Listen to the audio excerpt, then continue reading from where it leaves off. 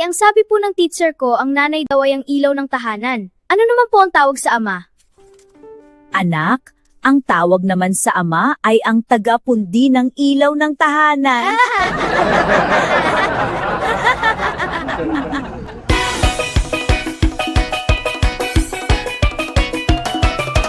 Anak, nagtataas ka naman ba ng kamay pag nagtatanong ang teacher mo? Opo, nanay. Tulad kanina, mag-isa lang po akong nagtaas ng kamay. Ang galing talaga ng anak ko. Ano ba naman ang tanong ng teacher mo? Sino daw ang may nanay na magaling magtong-its?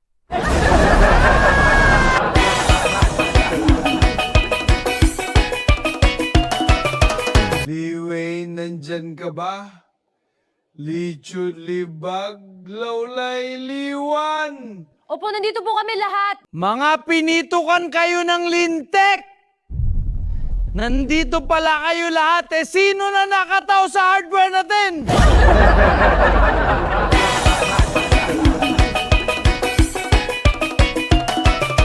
Junior, kinuha mo ba yung pera sa bulsa ng pantalong ko nawawala? Ano, tay? Sabi ko, kung kinuha mo yung pera sa bulsa ng pantalong ko, nawawala. Di ko talaga marinig, tay. Palit nga po tayo. Dito ko sa inuupuan ko. Sige, tay. Ikaw naman tanungin ko. Sino yung kasama mo sa mall kagabi? Aba, oo nga, di ko nga marinig sinasabi mo, Junior.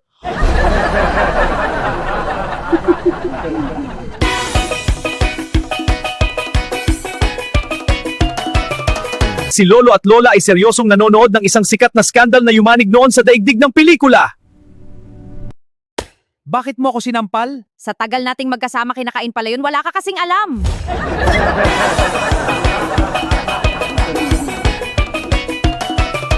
Pare, pautang muna ako ng 5 kilong bigas, 3 lata ng corned beef, saka 5 lata ng sardinas, bayaran ko agad pag nagpadala ng pera ang pare mo galing Saudi. Sige, eto, kailan ba magpapadala si pare? Nag-a-apply pa lang pero malaki daw ang pag-asa.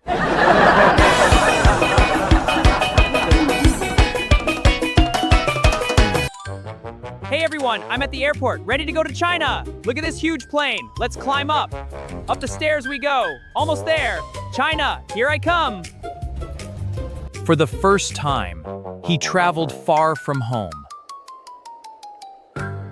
Welcome, sir. Here is your key card. Thank you very much. You're in room 725. Enjoy your stay. Perfect. Thank you. My pleasure. Have a good day. That night, he met someone he didn't expect.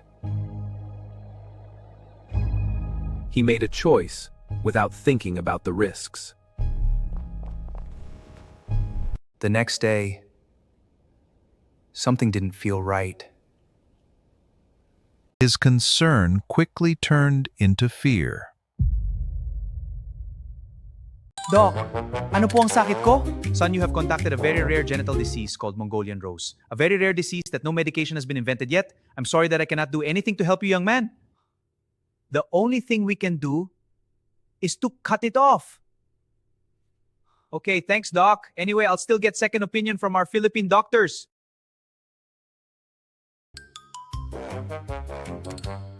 Doc, may pag-asa pa ba ako? Sabi ng Chinese doctor, operasyon daw ang kailangan para putulin. Yun lang ba ang paraan, Doc? Ganyan naman ang mga Chinese doctors. Operasyon ang solusyon para kumita sila. Ang ibig mong sabihin, Doc, hindi na kailangan ng operasyon para putulin? Hindi na. Ang kailangan mong lang gawin ay maghintay ka ng 1 linggo at kusa na itong malalaglag.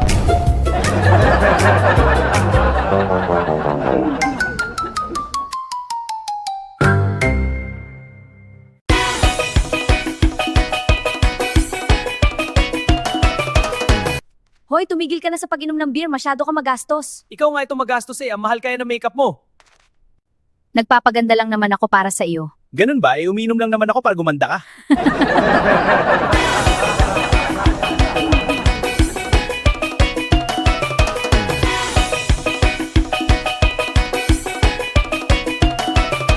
Okay, class, pass your drawings. Juan, bakit blanco ang papel mo? Ma'am, nag-drawing po ako ng kalabaw na kumakain na damo. Maganda sana yan, Juan, pero bakit wala naman akong makitang damo? Baka naubos na po ng kalabaw yung damo, ma'am. Bakit pati yung kalabaw wala naman? Ma'am, common sense naman po. Syempre, umalis na ang kalabaw, ubos na ang damo eh.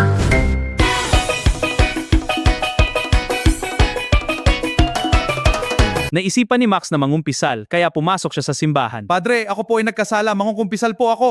Ano ba ang mga kasalanan mo? Nakapatay po ako ng 20 tao, Padre! Ha?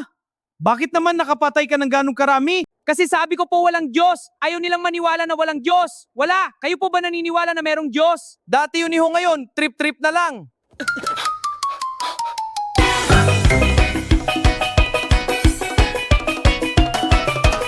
Hoy babae, wag kang tanga. Wag kang tumuloy magpakasal dyan. Masisira ang buhay mo. Balik na, umuwi ka na habang may panahon pa. Han, ano ba yung pinanonood mo? Serious ka dyan ha? Di mo na namalaya na dumating na ako. Ano bang film yan? Pinapanood ko lang itong video ng kasal natin noon.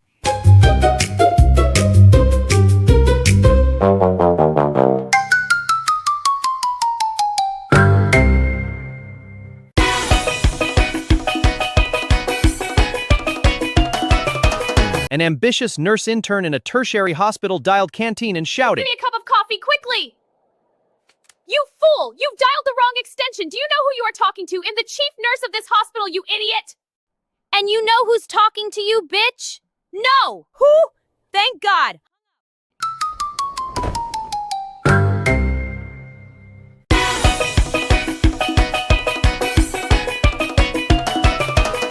Isang araw na may exam sila Pedro, nakita ng teacher na panay ang silip ni Pedro sa papel ni Botong.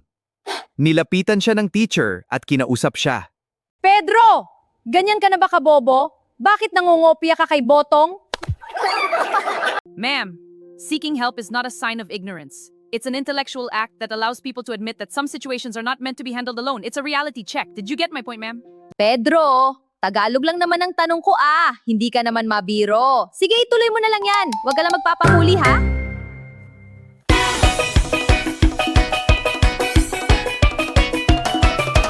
Nakakatakot ang panaginip ko kagabi. O gag! Kinagat mo raw ako sa puwet!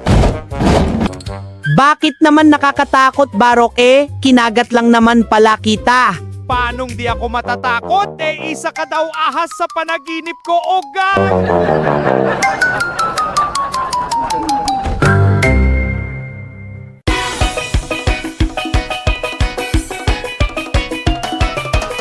Barok, ano ikaw gawa? Bakit ikaw lakas hampas tambol? Ito tambol o gag! Lakas tunog dinigorok kabila bundok! Kami usap! Siya sabi kami hanap baboy gubat bukas! Ibig ikaw sabi, usap ikaw orok kabila bundok? Tama ikaw o gag! Ito bago imbento baro! Usap tambol orok kabila bundok! Teka, ako sagot orok tanong! Ganun ba? Maganda ideya yan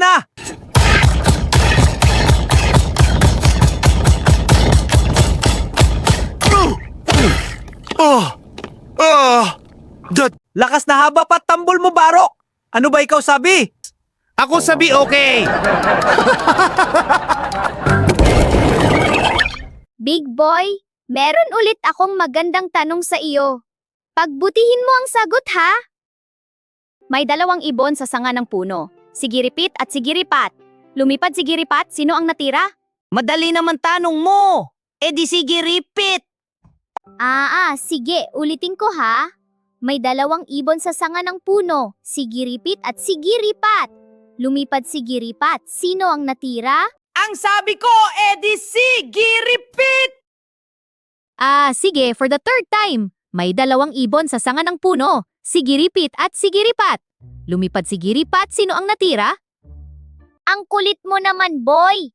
Galit na ako ha. Bakit paulit-ulit naman yung tanong mo? Anong paulit-ulit sinasabi mo? Ikaw nga ang sabi ng sige repeat. Di repeat ako ng repeat. Ikaw talaga Ako pa ba ang makulit?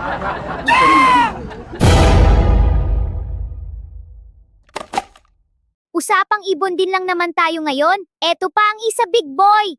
May 5 ibon sa sanga ng puno. Binaril ko yung isa. Ilan ang natira? Ayan siguradong tama na sagot ko. 4! 4 ang natira. Nabaril na yung isa Siyempre wala na matitira. Ikaw ba naman, binaril na nga yung kasama mo, di ka pa alis? Eh kung ikaw naman ang isunod barilin!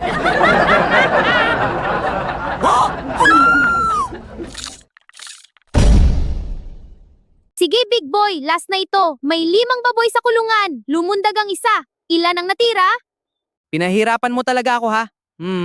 Lumundag yung isa, edi 4. 4 ang natira. O di ba tama na ako? Ano ka ba, big boy? 5 pa rin sila. Lumundag lang naman, nasa loob pa rin siya ng kulungan eh.